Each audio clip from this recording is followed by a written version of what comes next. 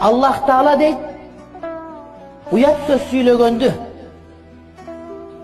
жаман сөз süйлөгөндү жаман көрөт дейт. Демек, жакшы кулук мүнөз болууга аракет кылуубуз кыяматка барганда биздин амал таразабыздын оор болушуна себеп болот. Ошондой эле жакшы кулук мүнөз урматтуу бир туугандар, момундардын ичинен кимдин ыйманы күчтүү, ыйманы толук деген суроого дагы ушул нерсе менен жооп беребиз. Биз айтабыз, ким бай десек тыйын эсептейбиз, ким узун десек боюн эсептейбиз. Эми момундардын ичинен кимдин ыйманы эң толук, эң көп дегенде ошол адамдын адеп ахлагына карайбыз. Анын боюн узундугуна, ажыга көп баргандыгына, көп илим алгандыгына, зикирди көп айткандыгына эмес, балким ошол адамдын адеп ахлагы, кулук мүнөзү канчалык жакшы болсо, ошончолук ыйманы толук, ошончолук ыйман бийик дейбиз.